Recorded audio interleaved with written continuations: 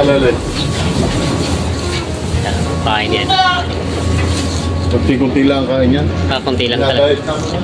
Baka lumaki ng gusto, no?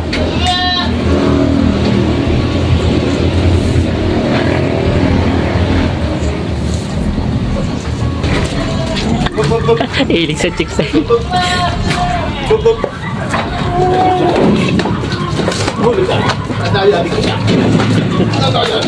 Jump!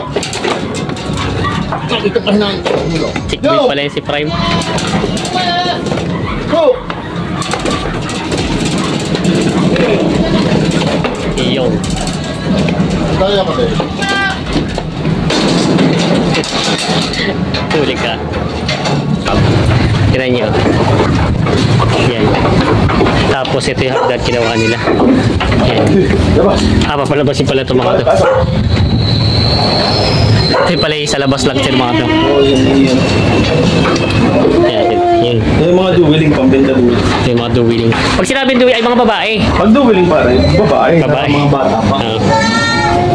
Ito po ay mga, ang ibig sabihin palang duwiling ay babaeng mga bata pa. Yung pinapakain niya yung isa ng mga ano. Pero ito ipapakain niya, ay hindi pala pa nga palang kumpay. Dito nga pala lalagay yung kumpay. Ayan. Tapos sir, yung nandun sa kabila mo, ano yun? Mga lalaki naman. Lalaki, kaya lang yun eh. Nag-serve na. Sir, matanong ko lang po, bago po kayo mag-alaga ng kambing, ano ba talagang pinaka-trabaho nyo? Ako'y tapos ng aircraft maintenance. Ay, saan yun? Aeroplano. Sa aeroplano, no? Oo. Hindi ko lang hindi ko lang pinukusan. Oo. Mas napano ko sa business. Oo. Bata pa lang di pa akong business minded na. Oo.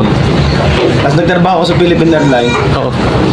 Kasi nung nagtrabaho ako sa Philippine Airlines, nagkakambing na ako dyan. Nagpapainsil. Nagpapainsil ka?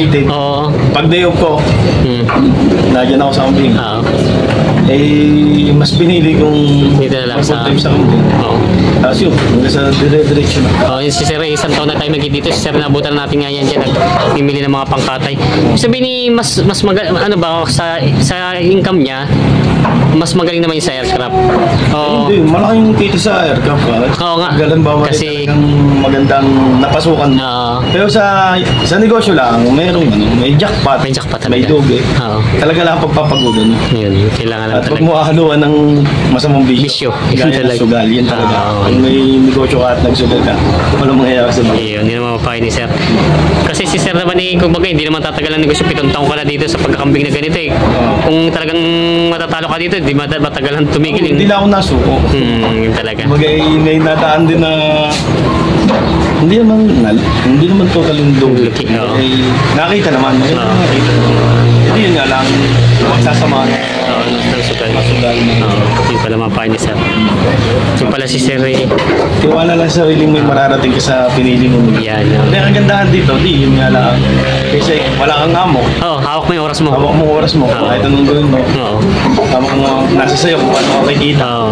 Diskarte mo na talaga kung paano. Sipag lang na talagang ano. Hindi sipag lang. Kalahin mo si Sir. Tatapakan na ako din.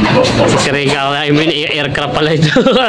Sadyang, kumbaga marami din kasi ako nakausap na mga magagandang trabaho, kaya lang pinili nila mag-alaga ng ganitong mga mag-breed ng mga kambing, iba sa mga farming. Yung iba nga, yung iba gusto nga talaga wala kang amo. Oo. Yun ang pinaka...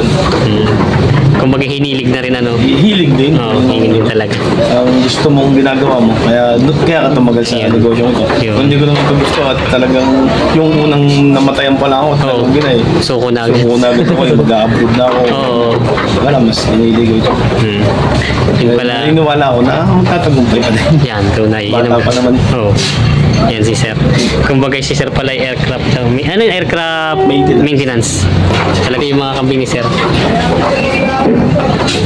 Wala mga mga bata ay may pasok. May pasok. Yun yung hapon na, yan, madami ng bata dito. Sila Paano ba na ako? Oo. Madami akong makakatulong ng mga bahay. Kasi yung pisa ko, nakakatulong ko naman. Nagkatay kami nga ng kumpay, kaya medyo tinanghali na. Di pag yung halimbawa ngayon wala kang kumpay, yan ang fix lang mo. Kids lang. Mas mamaya, todo kumpay na ulit. Pero sir, marami nagtatanong pala sa akin ito yung tatanong ko. Kumbaga ito ay tanong lang naman kasi sabi nila napakamahal ng kambing nyo. Pag kinati naman yan, ganun din ang presyo. Paano bang papapahin mo sa kanila nagtatanong ng gano'n? Katulad dito, kung kinati mga full blood. Kung talagang native ang pag-uusapan, ay sa katay lang talaga yun. Katay lang talaga. Tingnan mo ang mga manok, gano'n may mga mahal, gano'n ang manok. Kung mali ang mga manok ay naabot din ng mga kalating milyon. Depende sa lahi. Sa lahi din. Depende sa lahi din yan. Kahit sa aso. Diba? Meron di ba ang mamahalin? Di bang, lalo na yun, hindi naman kinakatay ng mga lalaki. Isa kambing kasi, yung talagang, hindi yung makakaalam nga lang, yung bakit yung may alam na sa kambing. May alam na sa kambing. Na sila pagsabi na din sa tanong nila pag nalaman na sila talaga. Kung bakit may 2 milyon. May 2 milyon, 1 milyon, kalahating milyon. Hindi, talaga pag-aralan na lang muna. Ayun, mag-aralan muna. Kasi marami nag-comment siguro mga bago. Mag-comment. Tanong na lang muna din. Yun. Kasi ang inisip ko kaya delikatay. Sabi ko yung paano yung mga... Hindi naman, kagaya naman, hindi naman kami... Ako, bumili ako ng kambing natin 150. Kung pangakatay ko, mahal pang 20 mil. Oo nga. Bilugi akong 30. Hindi ko naman bibili nyo kung wala akong alam sa kambing. Yun nga. Kasi maraming tatanong sa atin. Mga baguhan pa naman, siguro wala pa rin pag-alam sa pagkakambing. Meron kasi iba't ibang klase nga ng Nalahay din ako. Ang minamahal. At kulay, sa kulay. Katulad din, nabanggit nyo ang ngayon ni Black Dapple. Kaya bago yung iba, bago bumili, mag-aaral mo. Huwag mo na basta bibili agad. Basta bibili agad. Madali nang bumili lang, may hawak na pera.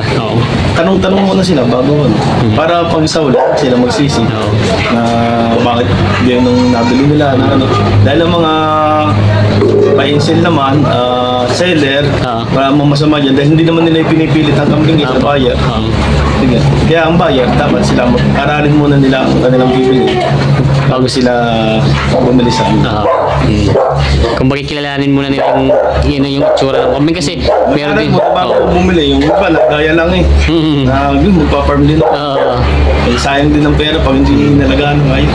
Yun ang kayo ni Sir sa mga gusto mag-alaga ng kambing. Kalimitan kong napapasin, mga OFW. OFW talaga pong gusto. Dami kaming naging bayan na OFW na ipinaalaga lang naman sa mga kamag-anak o kaya naghahanap ng sana yung magsubok muna ng upgrade tapos pag okay na mag-alaga yung nakuha nila mag-alaga saka sila magpataas ng breed. Maganda talaga yung pag natututukan. Yun talaga pa yun, Sir. Natututukan din ng may-ari. Kaya ko, masakit ng mamatay. Kaya talagang tutok ako dyan. Yun pala nga, Sir.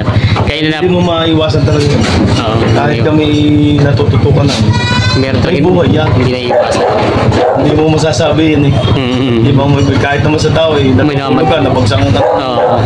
Aeroplano Hindi patay din. Hindi na pagsalita yun. Hindi alam kung ano masakit. Ang kailangan talaga, mamonitor mo ang galaw ng kambing. Halimbawa, kita mo, nagkakain na sila pag kita mo, ayaw kumain. Isa matabot pa niya, matamlay. Dahil kailangan talaga monitor, mamamonitor. Sa umaga, mamamonitor. Sa gabi, bago matulog. Dahil bloated, mayroon bloated daw. Bloated kasi pag hindi mo naagapan, laging patay na yan. Patay talaga siya. Yan, sakit naman yan. Pag bumili ka ng ganyang kalit, bumili ka ng 50 mil. Tapos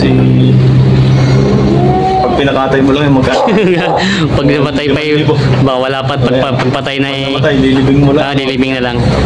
Yan.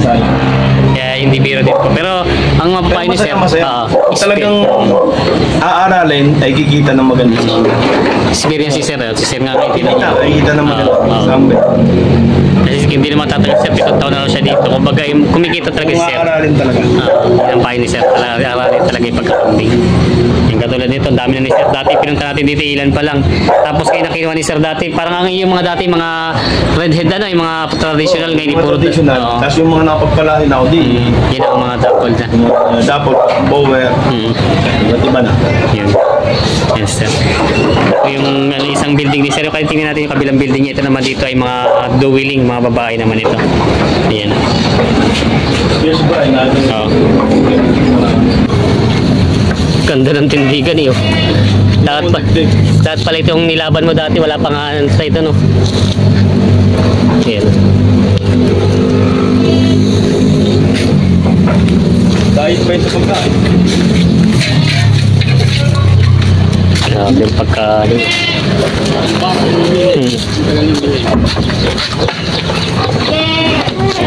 Ubus naman niya sa timba eh.